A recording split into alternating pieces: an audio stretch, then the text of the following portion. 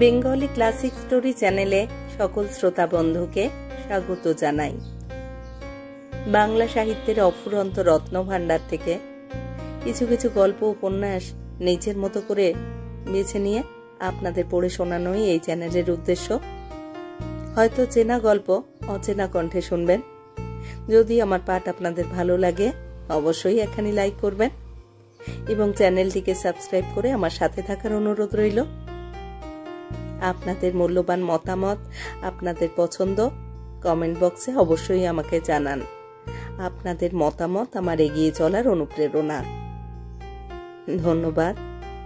শুনতে থাকুন শরৎচন্দ্র চট্টোপাধ্যায়ের লেখা ছোট গল্প হরিলক্ষ্মী।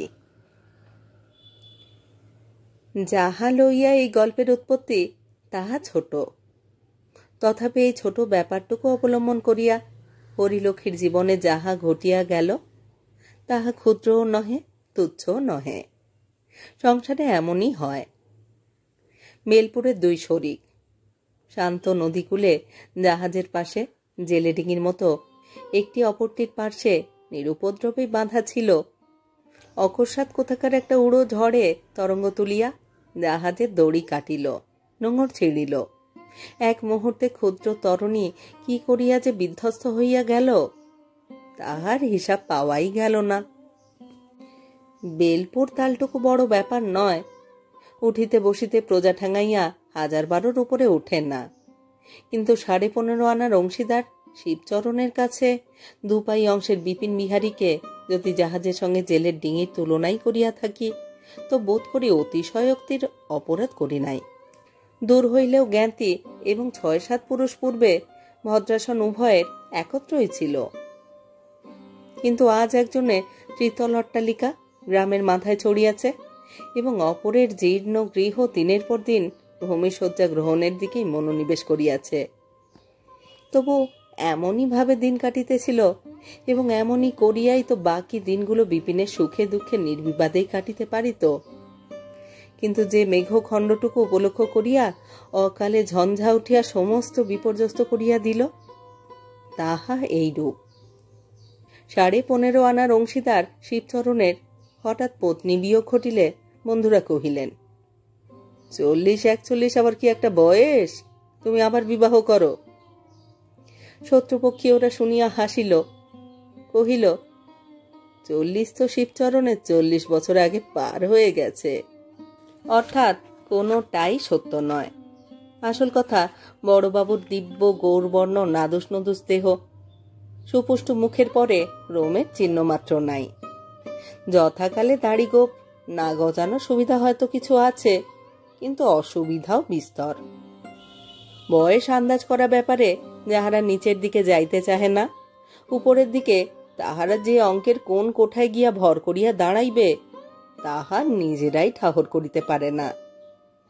সে যাই হোক, অর্থশালী পুরুষের যে কোনো দেশেই বয়সের অজুহাতে বিবাহ আটকায় না, বাংলাদেশে তো নয়ই। মাস 1.5 শোকতাপন নানা করিয়া গেল। তারপরে হরিলক্ষ্মীকে বিবাহ করিয়া শিবচরণ বাড়ি আনিলেন। শূন্য গৃহ একদিনেই 16 কলায় পরিপূর্ণ হইয়া উঠিল। কারণ শত্রুপক্ষ যাহাই কেন না বলুক, প্রজাপতি যে সত্যই তাহার প্রতি এবার অতিশয় প্রসন্ন ছিলেন তাহা মানিতেই হইবে। তাহারা গোপনে বলা বলি করিল, পাত্রের তুলনায় নববধূ বয়সের দিক দিয়া একেবারেই যে বেমানান হয় নাই।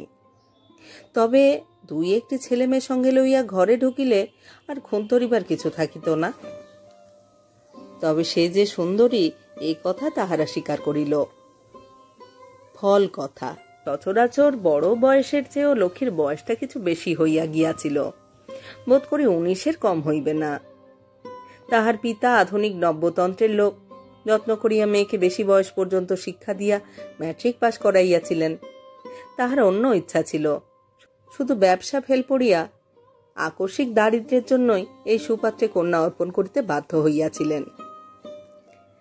লক্ষ্মী শহরের মেয়ে, স্বামীকে 2-4 দিনেই চিনিয়া ফেলিল।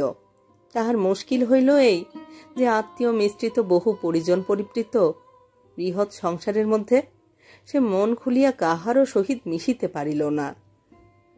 ওদিকে শিবচরণের ভালোবাসার তো অন্ত রহিল না। শুধু কেবল বৃদ্ধের তরুণী ভার্যা বলিয়াই নয়, সে যেন একেবারে অমূল্য নিধি লাভ করিল। বাটির আত্মীয়ার দল কোথায় কি করিয়া যে তাহার মন যোগাইবে খুঁজিয়া পাইল না। একটা কথা সে প্রায় শুনিতে পাইত, এইবার মেজ বউয়ের মুখে কালি পড়িল। কি রূপে, কি গুণে, কি বিদ্যা বুদ্ধিতে এতদিনে তাহার গর্ব হইল। কিন্তু এত করিয়াও সুবিধা হইল না। মাস দুয়েকের মধ্যে লক্ষ্মী অসুখে পড়িল। এই অসুখের মধ্যেই একদিন মেজ বউয়ের সাক্ষাৎ মিলিল। তিনি বিপিনের স্ত্রী, বড় বাড়ির নূতন বধূর জ্বর শুনিয়া দেখিতে আসিয়াছিলেন। বয়সে বোধ হয় 2-3 বছরের বড়।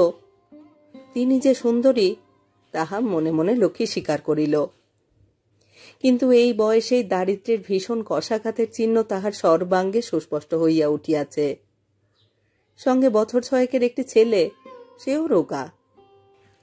লক্ষ্মী শয্যার একধারে সযত্নে বসিতে স্থান দিয়া ক্ষণকাল নিঃশব্দে চাহিয়া চাহিয়া দেখিতে লাগিল। হাতে কয়েক গাছি সোনার চুড়ি ছাড়া আর কোনো অলঙ্কার নাই। পরনে ঈষৎ মলিন একখানা রাঙা পাড়ের ধুতি, বোধ হয় তাহার স্বামীর হইবে। পল্লীগ্রামের প্রথা মতো ছেলেটি দিগম্বর নয়, তাহারও কোমরে একখানি শিউলি ফুলে ছোপানো ছোট কাপড় জড়ানো। লক্ষ্মী তাহার হাতখানি টানিয়া লইয়া আস্তে আস্তে বলিল, ভাগ্যে জ্বর হয়েছিল, তাই তো আপনার দেখা পেলুম। কিন্তু সম্পর্কে আমি বড় যা হই মেজবউ। শুনেছি মেজ ঠাকুরপো এর চেয়ে ঢের ছোট। মেজবউ হাসি মুখে কহিল, সম্পর্কে ছোট হইলে কি তাকে আপনি বলে? লক্ষ্মী কহিল, প্রথম দিন এই যা বললুম, নইলে আপনি বলবার লোক আমি নই। কিন্তু তাই বলে তুমিও যেন আমাকে দিদি বলে ডেকো না, ও আমি সইতে পারবো না। আমার নাম লক্ষ্মী। মেজ বউ কহিল, নামটি বলে দিতে হবে না দিদি, আপনাকে দেখলেই জানা যায়। আর আমার নাম কি জানি, কে যে ঠাট্টা করে কমলা রেখেছিলেন। এই বলিয়া সে সকৌতুকে একটুখানি হাসিল মাত্র। হরিলক্ষ্মীর ইচ্ছা করিল সেও প্রতিবাদ করিয়া বলে, তোমার পানে তাকালেও তোমার নামটি বোঝা যায়। কিন্তু অনুকৃতির মতো শোনাইবার ভয়ে বলিতে পারিল না। কহিল, আমাদের নামের মানে এক, কিন্তু মেজবউ আমি তোমাকে তুমি বলতে পারলুম আর তুমি পারলে না। মেজবউ সহাস্যে জবাব দিল, হঠাৎ নাই পারলুম দিদি, এক বয়স ছাড়া আপনি সকল বিষয়ে আমার বড়। যাক না, 2 দিন, দরকার হলে বদলে নিতে কতক্ষণ। হরিলক্ষ্মীর মুখে সহসা ইহার প্রত্যুত্তর যোগাইল না, কিন্তু সে মনে বুঝিল এই মেয়েটি প্রথম দিনের পরিচয়কে মাখামাখিতে পরিণত করিতে চাহে না। কিন্তু কিছু একটা বলিবার পূর্বেই মেজবউ উঠিবার উপক্রম করিয়া কহিল, এখন তাহলে উঠি দিদি, কাল আবার। লক্ষ্মী বিস্ময়াপন্ন হইয়া বলিল, এখনই যাবে কিরকম, একটু বসো। মেজবউ কহিল, আপনি হুকুম করলে তো বসতেই হবে দিদি, কিন্তু আজ যাই দিদি, ওর আসবার সময় হলো। এই বলিয়া সে উঠিয়া দাঁড়াইল এবং ছেলের হাত ধরিয়া যাইবার পূর্বে সহাস্য বদনে কহিল, হাসি দিদি, কাল একটু সকাল সকাল আসবো কেমন? এই বলিয়া ধীরে ধীরে বাহির হইয়া গেল। বিপিনের স্ত্রী চলিয়া গেলে হরিলক্ষ্মী সেই দিকে চাহিয়া চুপ করিয়া পড়িয়া রহিল। এখন জ্বর ছিল না, কিন্তু গ্লানি ছিল। তথাপি কিছুক্ষণের জন্য সমস্ত সে ভুলিয়া গেল। এতদিন গ্রাম ঝাঁটাইয়া কত বৌচি যে আসিয়াছে তাহার সংখ্যা নাই, কিন্তু পাশের বাড়ির দরিদ্র ঘরের এই বধূর সহিত তাহাদের তুলনাই হয় না। তাহারা যাচিয়া আসিয়াছে, উঠিতে চাহে না, আর বসিতে বলিলে তো কথাই নাই। সে কত প্রগল্ভতা, কত বাছালতা, মনোরঞ্জন করিবার কত কি লজ্জাকর প্রয়াস। ভারাক্রান্ত মন তাহার মাঝে মাঝে বিদ্রোহী হইয়া উঠিয়াছে, কিন্তু ইহাদেরই মধ্য হইতে অকস্মাৎ কে আসিয়া তাহার রোগশয্যায় মুহূর্ত কয়েকের তরে নিজের পরিচয় দিয়া গেল। তাহার বাপের বাড়ির কথা জিজ্ঞাসা করিবার সময় হয় নাই, কিন্তু প্রশ্ন না করিয়াও লক্ষ্মী কি জানি কেমন করিয়া অনুভব করিল তাহার মতো সে কিছুতেই কলিকাতার মেয়ে নয়। পল্লী অঞ্চলে লেখাপড়া জানে বলিয়া বিপিনের স্ত্রীর একটা খ্যাতি আছে। লক্ষ্মী ভাবিল, খুব সম্ভবত বউটি সুর করিয়া রামায়ণ মহাভারত পড়িতে পারে, কিন্তু তাহার বেশি নহে।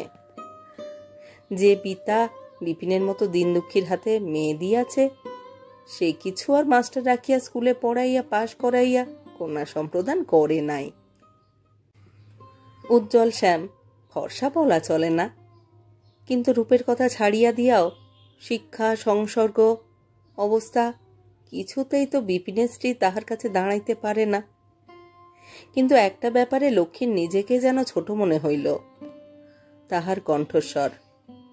সে যেন গানের মতো, আর বলিবার ধরনটি একেবারে মধু দিয়া ভরা। এতটুকু জরিমা নাই, কথাগুলি যেন সে বাড়ি হইতে কণ্ঠস্থ করিয়া আসিয়াছিল, এমনই সহজ। কিন্তু সবচেয়ে যে বস্তু তাহাকে বেশি বিদ্ধ করিল, সে ওই মেয়েটির দূরত্ব। সে যে দরিদ্র ঘরের বধূ তাহা মুখে না বলিয়াও এমন করিয়াই প্রকাশ করিল, যেন ইহাই তাহার স্বাভাবিক, যেন এছাড়া আর কিছু তাহাকে কোনো মতেই মানাইত না। দরিদ্র কিন্তু কাঙাল নয়, এক পরিবারের বধূ, একজনের পীড়ায় আর একজন তাহার তত্ত্ব লইতে আসিয়াছে, ইহার অতিরিক্ত লেশমাত্র অন্য উদ্দেশ্য নাই। সন্ধ্যার পরে স্বামী দেখিতে আসিলে হরিলক্ষ্মী নানা কথার পরে কহিল, আজ ও বাড়ির মেজ বউ ঠাকুরনকে দেখলাম। শিবচরণ কহিল, কাকে? বিপিনের বউকে? লক্ষ্মী কহিল, হ্যাঁ, আমার ভাগ্য সুপ্রসন্ন, এতকাল পরে আমাকে নিজেই দেখতে এসেছিলেন, কিন্তু মিনিট পাঁচেকের বেশি বসতে পারলেন না, কাজ আছে বলে উঠে গেলেন। শিবচরণ কহিল, কাজ? আরে ওদের দাসী আছে না চাকর আছে, বাসন মাজা থেকে হাঁড়ি ঠেলা পর্যন্ত। কই, তোমার মতো শুয়ে বসে গায়ে ফোঁ দিয়ে কাটাক তো দেখি, এক ঘটি জল পর্যন্ত আর তোমাকে গড়িয়ে খেতে হয় না। নিজের সম্বন্ধে এইরূপ মন্তব্য হরিলক্ষ্মীর অত্যন্ত খারাপ লাগিল, কিন্তু কথাগুলো নাকি তাহাকে বাড়াইবার জন্যই, লাঞ্ছনার জন্য নহে, এই মনে করিয়া সে ডাক করিল না। বলিল, শুনেছি নাকি মেজ বউর বড় গুমর, বাড়ি ছেড়ে কোথাও যায় না। শিবচরণ কহিল, যাবে কোত্থেকে, হাতে কগাছি চুড়ি ছাড়া তো আর ছাইও নেই, লজ্জায় মুখ দেখাতে পারে না। হরিলক্ষ্মী একটুখানি হাসিয়া বলিল, লজ্জা কিসের? দেশের লোক কি ওর গায়ে জড়োয়া গয়না দেখবার জন্য ব্যাকুল হয়ে আছে, না দেখতে পেলে ছিছি করে? শিবচরণ কহিল, জড়োয়া গয়না? আমি যা তোমাকে দিয়েছি কোন শালার ব্যাটা তা চোখে দেখেছে? পরিবারকে আজ পর্যন্ত দুগাছা চুড়ি ছাড়া আর গড়িয়ে দিতে পারলি নে বাবা। টাকার জোর বড় জোর, জুতো মারবো আর। হরিলক্ষ্মী ক্ষুণ্ণ ও অতিশয় লজ্জিত হইয়া বলিল, ছি ছি, ওসব তুমি কি বলছো? শিবচরণ কহিল, না না, আমার কাছে লুকোছাপা নেই, যা বলবো তা স্পষ্টাস্পষ্টি কথা। হরিলক্ষ্মী নিরুত্তরে চোখ বুজিয়া শুইল। বলবারই বা আছে কি? ইহারা দুর্বলের বিরুদ্ধে অত্যন্ত রূঢ় কথা কঠোর ও কর্কশ করিয়া উচ্চারণ করাকেই একমাত্র স্পষ্টবাদিতা বলিয়া জানে। শিবচরণ শান্ত হইল না, বলিতে লাগিল, বিয়েতে যে 500 টাকা ধার নিয়ে গেলি, সুদে আসলে 700-800 হয়েছে, তা খেয়াল আছে? গরিব, একধারে পড়ে আছিস থাক, ইচ্ছে করলে যে কান মলে দূর করে দিতে পারি, দাসীর যোগ্য নয়, আমার পরিবারের কাছে গুমর। হরিলক্ষ্মী পাশ ফিরিয়া শুইল। অসুখের উপরে বিরক্তি ও লজ্জায় তাহার সর্বশরীর যেন ঝিমঝিম করিতে লাগিল। পরদিন দুপুরবেলায় ঘরের মধ্যে মৃদু শব্দে হরিলক্ষ্মী চোখ চাহিয়া দেখিল বিপিনের স্ত্রী বাহির হইয়া যাইতেছে। ডাকিয়া কহিল, মেজ বউ, চলে যাচ্ছ যে? মেজ বউ সলজ্জে ফিরিয়া আসিয়া বলিল, আমি ভেবেছিলাম আপনি ঘুমিয়ে পড়েছেন। আজ কেমন আছেন দিদি? হরিলক্ষ্মী কহিল, আজ ঢের ভালো আছি। কই, তোমার ছেলেকে আনোনি? মেজ বউ বলিল, আজ যে সে হঠাৎ ঘুমিয়ে পড়ল দিদি। হঠাৎ ঘুমিয়ে পড়লো মানে কি? অভ্যাস খারাপ হয়ে যাবে বলে আমি দিনের বেলায় বড় তাকে ঘুমোতে দিই না দিদি। হরিলক্ষ্মী জিজ্ঞাসা করিল, রোদে রোদে দুরন্তপনা করে বেড়ায় না? মেজ বউ কহিল, করে বই কি, কিন্তু ঘুমোনোর চেয়ে সে বরঞ্চ ভালো। তুমি নিজে বুঝি কখনো ঘুমাও না? মেজ বউ হাসি মুখে ঘাড় নাড়িয়া বলিল। হরিলক্ষ্মী ভাবিয়াছিল মেয়েদের স্বভাবের মতো এবার হয়তো সে তাহার অনবকাশের দীর্ঘ তালিকা দিতে বসিবে, কিন্তু সে সেরূপ কিছুই করিল না। ইহার পরে অন্যান্য কথাবার্তা চলিতে লাগিল। কথায় কথায় হরিলক্ষ্মী তাহার বাপের বাড়ির কথা, ভাই বোনের কথা, মাস্টার মশাইয়ের কথা, স্কুলের কথা, এমনকি তাহার ম্যাট্রিক পাশ করার কথাও গল্প করিয়া ফেলিল। অনেকক্ষণ পরে যখন হুঁশ হইল তখন স্পষ্ট দেখিতে পাইল শ্রোতা হিসেবে মেজ বউ যত ভালোই হোক, বক্তা হিসেবে একেবারে অকিঞ্চিৎকর। নিজের কথা সে প্রায় কিছুই বলে নাই। প্রথমটা লক্ষ্মী লজ্জা বোধ করিল, কিন্তু তখনই মনে করিল, আমার কাছে গল্প করিবার মতো তাহার আছেই বাকি। কিন্তু কাল যেমন এই বধূটির বিরুদ্ধে মন তাহার অপ্রসন্ন হইয়া উঠিয়াছিল, আজ তেমনি ভারী একটা তৃপ্তি বোধ করিল। দেওয়ালের মূল্যবান ঘড়িতে নানাবিধ বাজনা বাদ্য করিয়া 3টা বাজিল। মেজ বউ উঠিয়া দাঁড়াইয়া সবিনয়ে কহিল, দিদি, আজ তাহলে আসি? লক্ষ্মী সকৌতুকে বলিল, তোমার বুঝি ভাই 3টে পর্যন্তই ছুটি? ঠাকুরপো নাকি কাঁটায় কাঁটায় ঘড়ি মিলিয়ে বাড়ি ঢোকেন? মেজ বউ কহিল, আজ তো তিনি বাড়িতেই আছেন। আজ কেন তবে আর একটু বসো না। মেজ বউ বসিল না, কিন্তু যাবার জন্য পা বাড়াইল না। আস্তে আস্তে বলিল, দিদি, আপনার কত শিক্ষা দীক্ষা, কত লেখাপড়া, আমি পাড়া গাঁয়ের। তোমার বাপের বাড়ি বুঝি পাড়া গাঁয়ে? হ্যাঁ দিদি, সে একেবারে অজপল্লী গ্রামে। না বুঝে কাল হয়তো কি বলতে কি বলে ফেলেছি, কিন্তু অসম্মান করার জন্য নয়। আপনি যে দিব্যি করতে বলবেন দিদি। হরিলক্ষ্মী আশ্চর্য হইয়া কহিল, সে কি মেজ বউ, তুমি তো আমাকে এমন কোনো কথাই বলনি। মেজ বউ এই কথার প্রত্যুত্তরে আর একটা কথাও কহিল না, কিন্তু আসি বলিয়া পুনশ্চ বিদায় লইয়া যখন সে ধীরে ধীরে বাহির হইয়া গেল, তখন কণ্ঠস্বর যেন তাহার অকস্মাৎ আর এক রকম শুনাইল। রাত্রিতে শিবচরণ যখন কক্ষে প্রবেশ করিল, তখন হরিলক্ষ্মী চুপ করিয়া শুইয়াছিল। মেজ বউয়ের শেষের কথাগুলা আর তাহার স্মরণ ছিল না। দেহ অপেক্ষাকৃত সুস্থ, মনও শান্ত প্রসন্ন ছিল। শিবচরণ জিজ্ঞাসা করিল, কেমন আছো বড় বউ? লক্ষ্মী উঠিয়া বসিয়া কহিল, ভালো আছি। শিবচরণ কহিল, সকালের ব্যাপার জানো তো? বাছাধনকে ডাকিয়ে এনে সকলের সামনে এমন করকে দিয়েছি যে জন্মে ভুলবে না। আমি বেলপুরের শিবচরণ। হ্যাঁ। হরিলক্ষ্মী ভীত হইয়া কহিল, কাকে গো? শিবচরণ কহিল, বিপনেকে ডেকে বলে দিলাম তোমার পরিবার আমার পরিবারের কাছে জাঁক করে তাকে অপমান করে যায়? এত বড় আস্পর্ধা! পাজি, নচ্চার, ছোট লোকের মেয়ে। তার ন্যাড়া মাথায় ঘোল ঢেলে গাধায় চড়িয়ে গায়ের বাইরে বার করে দিতে পারি, জানিস? হরিলক্ষ্মীর রোগক্লিষ্ট মুখ একেবারে ফ্যাকাশে হইয়া গেল। বলো কি গো? শিবচরণ নিজের বুকে তাল ঠুকিয়া সদর্পে বলিতে লাগিল। এ গাঁয়ে জজ বলো, ম্যাজিস্ট্রেট বলো আর দারোগা পুলিশ বলো, সব এই শর্মা, এই শর্মা। মরণ কাঠি জীবন কাঠি এই হাতে।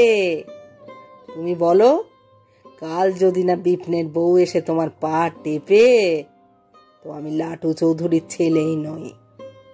আমি বিপিনের বধূকে সর্বসমক্ষে অপমানিত লাঞ্ছিত করিবার বিবরণ ও ব্যাখ্যায় লাটু চৌধুরীর ছেলে অকথা কুকথার আর শেষ রাখিল না। আর তাহারই সম্মুখে স্তব্ধ নির্নিমেষ চক্ষুতে চাহিয়া হরিলক্ষ্মীর মনে হইতে লাগিল, ধরিত্রী, দ্বিধা হও।